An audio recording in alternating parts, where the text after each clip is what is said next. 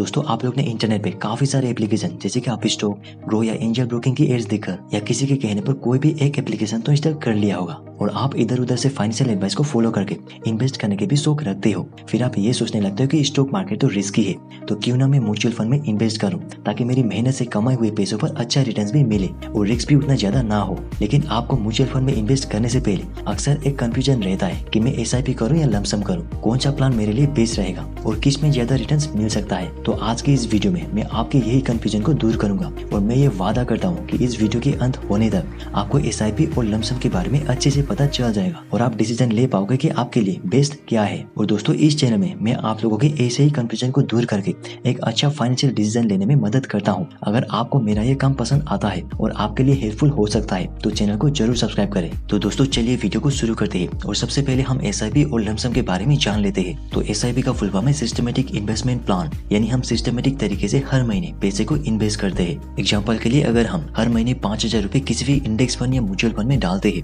तो ये SIP कहलाता है। SIP बिल्कुल EMI की तरह होता है। जैसे कि EMI में आपके पैसे हर महीने एक फिक्स डेट को आपके अकाउंट से डिडक्ट होते हैं, वैसे ही SIP में भी आपके पैसे अपने फिक्स किए हुए डेट पर आपके अकाउंट से डिडक्ट होकर इन्वेस्ट होते हैं। लेकिन SIP और EMI में एक बहुत बड़ा अंतर होता है कि अगर हमने EMI भरना बंद कर दिया या पैसा डालना बंद कर दिया तो हमारा क्रेडिट स्कोर भी घट जाएगा और कोर्ट की तरफ से लेटर भी आने लग जाएगा। लेकिन SIP में ऐसा नहीं होता है, क्योंकि SIP एक सिंपल इन्वेस्टमेंट स्कीम होता है जिसको हम कभी भी चालू कर सकते हैं और कभी भी बंद कर सकते हैं और हम उस SIP की अमाउंट को भी चेंज कर सकते हैं। वहीं दूसरी तरफ लमसम वन टाइम इन्वेस्टमेंट होता है, यानी कि हम एक ही समय में अपना सारा पैसा किसी भी म्यूचुअल फंड में डाल देते हैं। दोस्तों म्यूचुअल फंड में इन्वेस्ट करने के लिए दोनों तरीके सही है, लेकिन इसके कुछ फायदे और नुकसान भी होते हैं। तो आइए उन फायदे और नुकसान के बारे में अच्छे से समझ लेते हैं। भले ही म्यूचुअल फंड में इन्वेस्ट करना थोड़ा सा तो रिस्क होता है, क्योंकि ये डिपेंड करेगा मार्केट के ऊपर, लेकिन SIP के थ्रू इन्वेस्ट करने में उतना ज्यादा रिस्क नहीं होता है और इसमें आपको बहुत ज्यादा मार्केट रिसर्च भी नहीं करनी पड़ती है। और वहीं दूसरी तरफ लमसम इन्वेस्टिंग में थोड़ा बहुत रिस्क भी होता है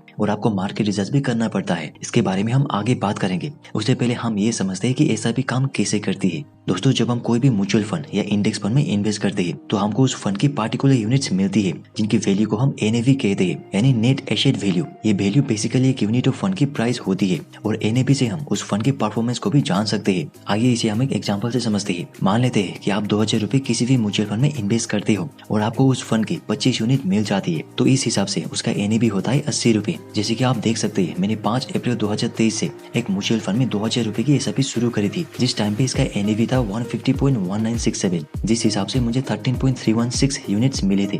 और 6 जून 2023 को इस फंड का NAV बढ़ के 165.7249 हो चुका है। और दोस्तों SIP में इन्वेस्ट करने से एक बहुत बड़ा फायदा होता है कि इसमें मार्केट के ऊपर जाने से और नीचे आने से उतना ज्यादा फर्क नहीं पड़ता है। अब क्योंकि जब आप SIP करते हो तो एक फिक्स डेट पे आपके पैसे से यूनिट्स खरीदे जाते हैं और जब मार्केट ऊपर जा रहा होता है तो आपके उसी पैसे से कम यूनिट्स खरीदे जाते हैं और जब मार्केट नीचे की तरफ जा रहा होता है तो आपके उसी सेम पैसे से ज्यादा यूनिट्स खरीदे जाते हैं। इस तरह से आप SIP के थ्रू एक फिक्स अमाउंट से हर महीने अलग अलग NAV में इन्वेस्ट करते हो और जब मार्केट में मंदी भी आती है तो इसका आपको जबरदस्त फायदा होता है। मगर ऐसा क्यों? चलिए इसको हम पहले के एग्जांपल से समझते हैं। आप 2,000 रुपए एक म्यूचुअल फंड में इन्वेस्ट करते हो जिसका NAV है 80 रुपए, तो आपको उस फंड की 25 यूनिट मिल जाती है। तो मान लेते 2-3 महीने बाद मार्केट के नीचे आने से उसका NAV घटकर 60 रुपए पहुंच जाती है, जिस हिसाब से आपको उस फंड की 33.34 यूनिट्स मिल जाती है। हाँ, अगर उस फंड की NAV घट जाती है तो इस टाइम इंटरवल में आपको थोड़ा बहुत लॉस हो सकता है। लेकिन जब मार्केट में तेजी आती है और इसकी NAV बढ़ जाती है, मान लेते 100 रुपए पहुंच जाती है, तो इस टाइम इंटरवल में आपका लॉस भी कवर हो जाएगा और रिटर्न्स भी अच्छे मिलेंगे। इस तरह से आप SIP के थ्रू लंबे समय तक अच्छा खासा वेल्थ बना सकते हैं। तो दोस्तों ये तो हो गए SIP के फायदे।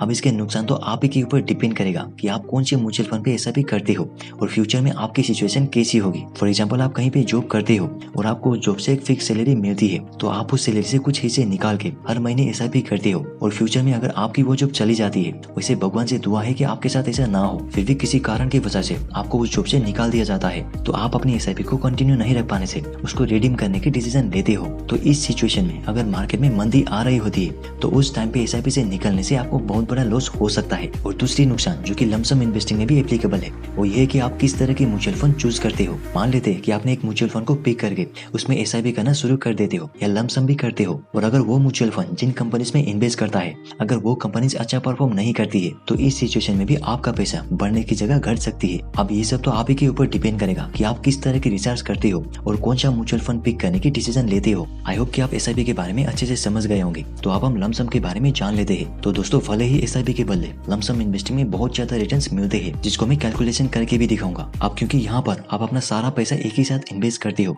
और आपको शुरू से ही अपने इन्वेस्ट किए हुए पैसों पर रिटर्न्स मिलते हैं, लेकिन यहाँ पर रिस्क भी ज्यादा होता है और आपको मार्केट रिसर्च भी करना पड़ता है। अब क्योंकि जब आप ओवर वैल्यूड मार्केट में लमसम इन्वेस्ट करते हो, यानी कि जब मार्केट में तेजी आ रही होती है और जैसे ही मार्केट में मंदी आती है तो आपको बहुत बड़ा नुकसान हो सकता है। इसलिए आपको थोड़ा बहुत मार्केट रिसर्च करना जरूरी होता है और आपको ये समझना पड़ता है कि अभी मार्केट ओवर वैल्यूड है या अंडर वैल्यूड। और अगर आप अंडर वैल्यूड मार्केट में लमसम इन्वेस्ट करते हो तो लॉन्ग टर्म में आपको अच्छे रिटर्न्स मिल सकते हैं। अगर आप स्टॉक मार्केट के बारे में सही जानकारी रखते हो और मार्केट के ऊपर जाने और नीचे आने में थोड़ा बहुत रिसर्च कर सकते हो, तभी आपको लमसम इन्वेस्टिंग करनी चाहिए। दोस्तों, लमसम इन्वेस्टिंग में एसआईपी के बदले ज्यादा रिटर्न्स तो मिलते हैं, लेकिन ये दोनों में कितने परसेंटेज रिटर्न्स का डिफरेंस आ सकता है इसे हम कैलकुलेशन करके देखेंगे। तो इसके लिए हम एक स्मॉल कैप फंड ले लेते हैं जिसने पिछले 3 साल में 59.27% की रिटर्न्स दी है। और आपकी जानकारी के लिए मैं बता दूं कि मैं ये फंड सिर्फ एग्जांपल के तौर पर ले रहा हूँ और मेरी तरफ से ये फंड आपको रिकमेंड नहीं है। ओके, तो हम इसके रिटर्न कैलकुलेटर में जाते हैं और एक अमाउंट को फिक्स करते हैं। तो इसके लिए अगर आप इस म्यूचुअल फंड में पिछले 3 साल से